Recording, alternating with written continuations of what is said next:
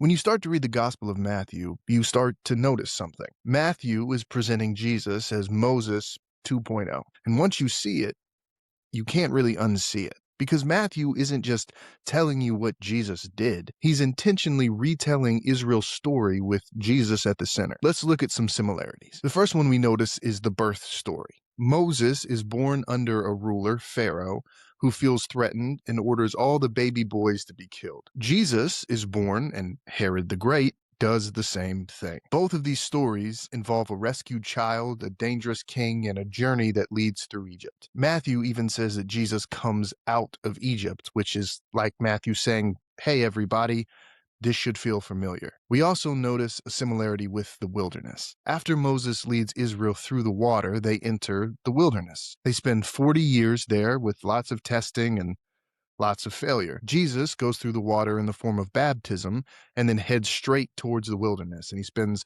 40 days there. He faces temptation, but this time he does not fail. And what's interesting is actually every time he's tempted by the devil in the wilderness, he quotes Deuteronomy, which is the speech that Moses gives to the Israelite people. It's as if Matthew is saying, Jesus is walking the same path as Moses, but this time he's getting it right. We actually see something really cool, too, in the way that Matthew organizes the gospel. He does it by organizing the entire book around Jesus's 5 main teachings. 5, like the Torah, the 5 books of Moses. This is not random.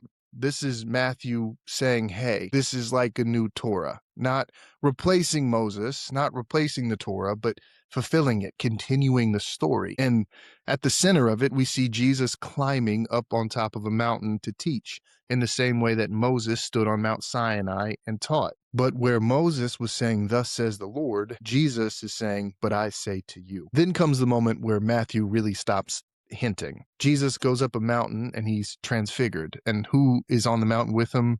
Moses. Matthew's point is not that Jesus is Moses or Jesus is some version of Moses. No, Matthew's point is to show that the story that God started through Moses, through the Torah, through the 5 books, is still continuing and actually being fulfilled in Jesus. It's the same pattern. It's the same God, but it's a much bigger exodus happening. And once you see it, you stop reading Matthew's gospel like a collection of random stories, but instead you see it as a carefully designed masterpiece.